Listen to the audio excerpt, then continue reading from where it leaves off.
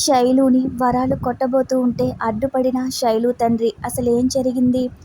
పొదరిల్లు serial July 9వ episode పూర్తి review మీకోసం. కేశవ్ ఇంట్లో జరిగిన అవమానంతో వరాలు రగిలిపోతుంది. ఇంటికి వచ్చిన తర్వాత శైలును పిలిచి కొడుతుంది.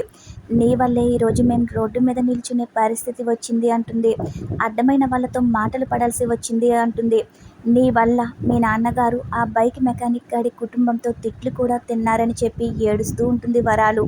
మీరు వాళ్ళ ఇంటికి ఎందుకెళ్లారు అంటుంది శైలు. మళ్ళీ వాడి పేరు చెప్పినా వాడిని కలిసినట్లు తెలిసిన ప్రాణాలు తీస్తానని శైలుని వరాలు కొడుతుంది. ఇక ఇంతలో శైలు తండ్రి వచ్చి వరాలను అడ్డుకుంటాడు.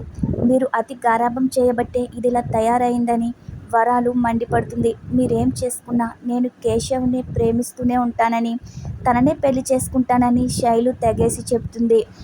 మరో సీన్లో చక్రి పార్క్కి వెళ్ళడానికి ప్లాన్ చేస్తాడు. కేశవ్, చక్రి, కన్నా, మహా అందరూ క్యారమ్స్ ఆడుకుంటూ ఉంటారు. మహా మంచినీళ్లు తాగడానికి వెళ్ళిన గ్యాప్లో చక్రి కన్నాను పిలిచి, ఇవాళ ఆదివారం కదా, నేను చెప్పినట్లు చెప్పకుండా పార్క్కి వెళ్దామని మీ వదినతో చెప్పు అంటాడు. ఇక మహా వచ్చి ఏంటి గుసగుసలాడుతున్నారు అని అంటుంది.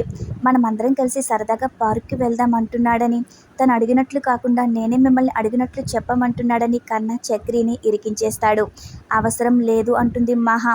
ఇక మాధవ్ వచ్చి ఏంటి అని అడుగుతాడు. మహాకు ఇంట్లో ఉండి బోరు కొడుతుందంట, పార్క్కి వెళ్దామంటుందని చక్రి అబద్ధం చెప్తాడు. ఇక మాధవ్ అందరం కలిసి పార్క్కి వెళ్దాము అంటాడు. మరో సీన్లో శైలు పదే పదే కేశవ్కి ఫోన్ చేయడంతో ఏం జరిగిందోనని కేశవ్ ఆమెకు ఫోన్ చేస్తాడు. మీ ఇంట్లో జరిగిన గొడవతో మా ఇంట్లో నన్ను కొట్టారని, కొడుతున్నారని శైలు చెప్తుంది. అయినా మీ అన్నయ్యను తీసుకొచ్చి మా ఇంట్లో గొడవ ఎందుకు చేశావు అని నిలదీస్తుంది. కేశవ్ తిడుతూ ఉంటాడు. మీ వాళ్ళే మా ఇంటికి వచ్చి గొడవ పెట్టుకున్నారు, నిన్ను ప్రేమించడం వల్లే ఇదంతా జరిగిందని కేశవ్ చాలా తిడతాడు. ఇక శైలు కోపం వచ్చి అలిగినట్లు నాటకం ఆడి ఏడుస్తున్నట్లు నటిస్తూ ఉంటుంది. నేను నిన్నటి నుంచి అన్నం కూడా తినలేదని అబద్ధం చెప్తుంది. నువ్వు వచ్చి నన్ను వెంటనే బయటికి తీసుకెళ్ళు అంటుంది. కేశవ్ కూడా సరే అంటాడు. వీళ్ళు పార్క్కి ప్లాన్ చేస్తుంటే ఇదేమో బయటికి అంటుందేంటని కేశవ్ సతమతమైపోతూ ఉంటాడు. ఆ తర్వాత ఇంట్లోకి వెళ్ళి నాకు బైక్ డెలివరీ ఉందని అబద్ధం చెప్తాడు. నేను పార్క్కి రాను అని చెప్పేస్తాడు. ఇక కేశవ్ను వదిలేసి మిగిలిన వాళ్ళు పార్క్కి వెళ్ళడానికి బయలుదేరుతూ ఉంటే ఇంతలోనే బన్సీ వాళ్ళ చెల్లి వస్తుంది. తన్ని కూడా పార్క్కి రమ్మంటారు. నారాయణ్ను ఎవరూ పిలవలేదని అలిగి కూర్చోవడంతో ఇక మహా వెళ్ళి నారాయణ్ను పిలుస్తుంది. ఇక నారాయణ కూడా వాళ్ళతో బయలుదేరతాడు.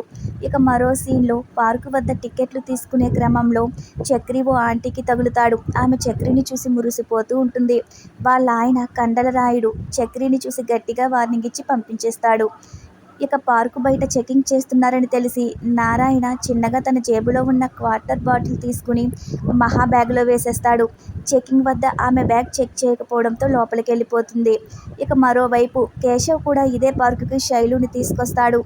మహా బ్యాగ్లో ఉన్న మందు బాటిల్ తీసుకోవడానికి నారాయణ ప్రయత్నిస్తుండగా చక్రి పట్టేసుకుంటాడు. దీంతో మహా నారాయణ్ను తిట్టి బాటిల్ తన బ్యాగ్లోనే దాచేసుకుంటుంది.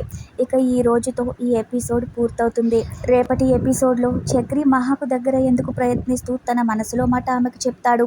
ఆ మాటలు విన్న మహా ఏం చేసిందో రేపు చూద్దాం. Thanks for watching our video.